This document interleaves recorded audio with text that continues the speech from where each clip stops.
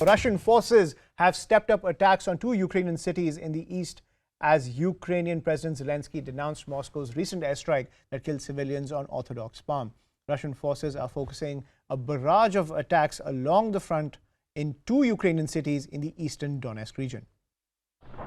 Russian forces are focusing a barrage of attacks along the front in two Ukrainian cities in the eastern Donetsk region. That's according to Ukraine's military, as Kyiv said on Sunday it repelled more than 40 enemy strikes over 24 hours. According to the General Staff of Ukrainian Armed Forces, fighting has been heaviest along the western approaches to Bakhmut, which, along with Avdiivka, have been targeted by Russia's military. Russian forces have been besieging Bakhmut for months in the longest battle in more than a year of war. In his nightly video address, Ukraine President Volodymyr Zelensky denounced Russian airstrikes coinciding with the observance of Orthodox Palm Sunday. Every bright Christian holiday teaches us that we may not know how, but we must be sure that evil will lose. We have to bring the defeat of evil closer, and we are bringing it closer. Zelensky also lashed out at Moscow over the deaths of a 50-year-old man and his 11-year-old daughter, who were killed as Russian forces struck their home in the southeastern city of Zaporizhia. Ukraine's State Emergency Service said a woman identified as the wife and mother of the victims was pulled alive from under the rubble.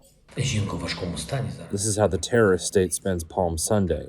This is how Russia puts itself in even greater isolation from the world and from humanity. The majority of Ukraine's 41 million people are Orthodox Christians who celebrate Easter a week from now. Russia's defense ministry said on Sunday its forces had destroyed a depot with 70,000 tons of fuel near Zaporizhia. It added that Russian troops had destroyed Ukrainian army warehouses storing missiles, ammunition and artillery in the regions of Zaporizhia and Donetsk. And a 50-year-old man and his 11-year-old daughter were killed after Russian forces struck a residential building in the southeastern Ukraine city of Zaporizhia. Ukraine's State Emergency Service also reported that a 46-year-old woman who it identified as the wife and mother of the victims was pulled from the wreckage. A 50-year-old man and his 11-year-old daughter were killed after Russian forces struck a residential building in the southeastern Ukrainian city of Zaporizhia early on Sunday, authorities said. Ukraine's State Emergency Service also reported that a 46-year-old woman, who it identified as the wife and mother of the victims, was pulled from the wreckage. This video, released by the State Emergency Service, shows a woman being rescued from a shelled building in the city. Reuters was unable to independently verify the date it was filmed.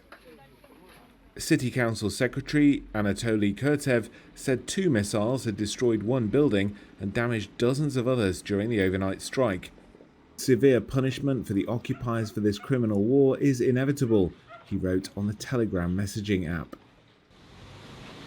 Rescuers dug through heaps of concrete and other debris on Sunday morning amid the renewed wail of air raid sirens.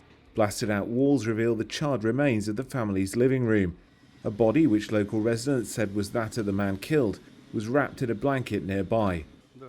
It's a shame they were a young family, 72-year-old neighbour Viktor Rankin said.